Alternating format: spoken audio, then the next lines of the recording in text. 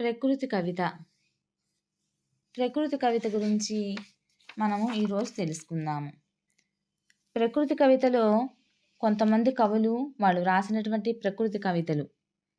గురజాడ అప్పారావు గారు నీలగిరి పాటలు, విశ్వనాథ సత్యనారాయణ గారు కిన్నెరసాని పాటలు, కోకిలమ్మ పెళ్ళి, రాయప్రోలు వారి తృణకంకణం, వెంకట పార్వతీశ కవులు కవిగీతం, ప్రకృతి, దువ్వూరి రామిరెడ్డి గారి కవి మనోరథం, కవి, పింగళి కాటూర్ల తొలకరి, కవికొండల వెంకట్రావు గారి గడ్డి పువ్వు, వేణువు, రావి ప్రవళిక నిర్వహణ, అలానే దేవులపల్లి కృష్ణశాస్త్రి గారి ఆకులో ఆకునై విరిచెడి దివ్య భాగము, ఓ ఈ సంధ్యా సమీరణ మొదలైనటువంటివి కృష్ణపక్ష ఖండికలు. అబ్బా ఈ రామకృష్ణారావు, ఆ నటి తోట, విభాత గీతి, పృథ్వీ ప్రశంస మొదలైనవి. అడవి బాపిరాజు, కృష్ణవేణి, నేనంటిని, మేఘరంజని, తుమ్మల సీతారామమూర్తి గారి చుక్కలు, వేదుల సత్యనారాయణ గారి దీపావళి, తల్లాప్రగడ విశ్వసుందరమ్మ, శశిరాంతము, వెన్నెలరేయి, రాత్రి నిజాలోకము, రేరాజు మొదలైనవి. దేవులపల్లి సత్యవతమ్మ ఉదయము, చావలి బంగారమ్మ కార్తీక పూర్ణిమ, బి విజయలక్ష్మి కోర్కె, స్థానాపతి రుక్మిణమ్మ పూలమాల, అదేవిధంగా జ్యోతిష్మతి ప్రకృతి ప్రణయిని మొదలైన రచనల్లో ప్రకృతి ఆరాధన కనిపిస్తుంది. ఇప్పుడు మనం చెప్పుకున్నటువంటి ఈ కవులందరూ కూడాను ప్రకృతి కవితను రాసినటువంటి కవులు. వీళ్ళందరూ కూడాను గొప్ప గొప్ప కవిత్వాలను రచించినటువంటి వారు. వీరు రచించినటువంటి కవిత్వాలలో ప్రకృతిపరమైనటువంటి కవిత్వాలు గొప్ప పేరు తెచ్చుకున్నటువంటి కవిత్వాలు, ఆ కవిత్వంతో నిక్షిప్తం చేసినటువంటి కవుల పేర్లని నేను మీకు వివరించానండి. నెక్స్ట్ మనము స్వేచ్ఛా ప్రయత్నం ఈ కవుల గురించి తెలుసుకుందాము. భావ కవిత్వం సాంప్రదాయ కవిత్వపు రోకటి పాటకు తిరుగుబాటుగా ఆవిర్భవించింది. సామాజిక జీవితంలోనూ ఉన్న సంఖ్యలను తెంచుకొని స్వచ్ఛందంగా గొంతు విప్పాలని తపన, భావన కవిత్వానికి రూపకల్పన గావించింది.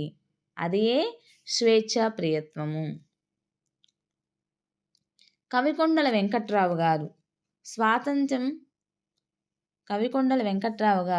స్వాతంత్రం మోగుచుండే, యుద్ధ సంబంధ గేయాలు మొదలైనవి. దేవులపల్లి కృష్ణశాస్త్రి గారి నేను, కవికుమార, శాపం, పక్షినని, అబ్బా, ఓయ్ సంధ్యా సమీరణ మొదలైనటువంటివి దేవులపల్లి గారి రచనలు. రాయప్రోలు వారి వనమాలం దివి వసించని, మృణాల మున్మోలిచ్చి, మేలుకొలుపు గీతాలు మొదలైనవన్నీ కూడాను రాయప్రోలు గారు రచించినటువంటి స్వేచ్ఛా ప్రయత్నం కవిత్వాలు. డిఎస్ రామేశ్వరమ్మ విశ్వనాథ కవిత, వింజమూరి సీతాదేవి పంజరం కవిత, ఓలేటి నిత్య కళ్యాణమ్మ గారి స్వతంత్రలక్ష్మి, కాంచనపల్లి కనకాంబ గారి నవకవి, తల్లాప్రగడ విశ్వసుందరమ్మ గారి సమర విజయం, వినతి, స్వాతంత్రం, లాఠీరాజ్యం మొదలైనవి స్వేచ్ఛా కవిత్వంలో ఎన్నుకోదగినటువంటి కవిత్వాలు. నెక్స్ట్ మనం చెప్పుకోబోయేది ప్రణయ కవిత్వం. ప్రణయ కవిత్వం అన్నది రెండు రకాలుగా చెప్పబడింది. ఒకటి కులపాలిక ప్రణయం, రెండవది ఊహాప్రేయసి ప్రణయం. కులపాలిక ప్రణయం మొదటిది, రెండవది ఊహాప్రేయసి ప్రణయం.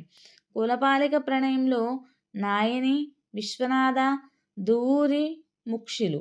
అలానే ఊహాప్రేయసి ప్రణయంలో కృష్ణశాస్త్రి, అడవి బాపిరాజు, వేదుల, అబ్బూరి, నండూరి, తల్లావజ్జుల మొదలైనటువంటి వారందరూ కూడాను ముఖ్యులు. ఇక ప్రోతాప్రగడ రాజ్యలక్ష్మమ్మ ప్రేమఖండిక అనే కావ్యాన్ని రచించారు ప్రణయ కవిత్వంలో. అలానే తల్లాప్రగడ విశ్వసుందరమ్మ ప్రియుడా నిరాశకు పితవిధి అన్న కవిత్వాన్ని రచించారు ప్రణయ కవిత్వంలో. అలానే బసవరాజు రాజ్యలక్ష్మమ్మ గారు సౌధామిని కలం పేరుతో ప్రియ నిరీక్షణము అనే ప్రణయ కవిత్వాన్ని రచించారు. చావలి బంగారమ్మ నివేదన అనేటువంటి ప్రణయ కవిత్వాన్ని రచించారు.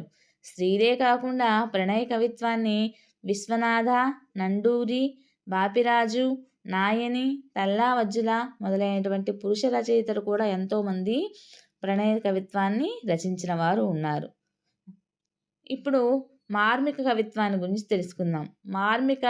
మార్మికత భక్తి, మధుర భక్తి కవిత్వాలు ఈ రెండు కూడాను ఇప్పుడు మనం కింద చెప్పుకున్న వాటిలో ఉంటాయన్నమాట. మార్మిక కవిత్వాన్ని ఆంగ్లంలో మిస్టిక్ పోయట్రీ అంటారు. మార్మిక కవిత్వాన్ని ఆంగ్లంలో మిస్టిక్ పోయట్రీ అంటారు. వెంకట పార్వతీశ కవులు ఏకాంత సేవ అనేటువంటి మార్మిక కవిత్వాన్ని రచించారు. కృష్ణశాస్త్రి గారి అన్వేషణ, జంజాల వారి ఉదయస్త్రీలోని కరుణామయి అనేటువంటి మార్మిక కవిత్వము, అలానే బసవరాజు గీతాల్లో వేదన వారి దీపావళిలోని మురళి మార్మిక కవిత్వము, విశ్వనాథ సత్యనారాయణ గారు రచించినటువంటి బ్రహ్మగీతం, అలానే శ్రీమతి పాటిబండ్ల వెంకట అలివేలు గారు రచించినటువంటి మంగతాయారు చందోబద్ధంగా రచించినటువంటి ప్రణయరాధ అనేటువంటిది మార్మిక భక్తి, మధుర భక్తి కవిత్వంగా చెప్పుకోబడింది. అలానే శ్రీమతి చుండూరి రమాదేవి గారు రాధికా కవితా ఖండిక అనేటువంటి మార్మిక కవిత్వం రచించారు.